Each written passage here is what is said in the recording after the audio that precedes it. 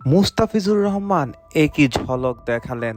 Dubai ক্যাপিটালসের হয়ে খেলতে নেমেই তিনি দুর্দান্ত বোলিং করে আউট করে দিয়েছেন বিশ্বের বিধ্বংসী ব্যাটসম্যান জনসন চার্লসকে, যিনি ওয়েস্ট ইন্ডিজের বিধ্বংসী ব্যাটসম্যান, এবং তিনি নিয়েছেন আদিল রশিদের উইকেটটি, যিনি ইংল্যান্ডের স্পিনার।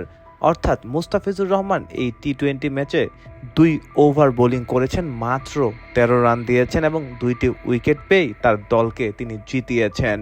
জনসন চার্লস কি বিধ্বংসী ব্যাটসম্যান, যিনি একাই যে কোনো ম্যাচ ঘুরিয়ে দিতে পারে, আর মুস্তাফিজ কিনা তার উইকেটটি নিয়ে নিলেন। মুস্তাফিজুর রহমানের স্লোয়ার বলটি অর্থাৎ কাটার সিস্টেম বলটি তিনি বুঝতেই পারেননি, 4 মারার জন্য ব্যাট উঁচিয়ে মেরেছেন, কোনায় লেগে বল কিন্তু উঠে গেছে একদম ফিল্ডারের হাতে, আর তাতেই কিন্তু মুস্তাফিজের সেই সেলিব্রেশন শুরু হয়ে গেছে।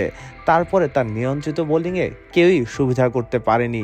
শেষের দিকে তো তিনি আদিল রশিদের উইকেটটিও নিয়ে নিয়েছেন। সব মিলিয়ে দুর্দান্ত সময় কাটছে আইএলটিতে দুবাই ক্যাপিটালসের হয়ে মুস্তাফিজুর রহমানের। দর্শক, কেমন লাগছে মুস্তাফিজের খেলা আপনারা কমেন্ট করে জানাতে পারেন।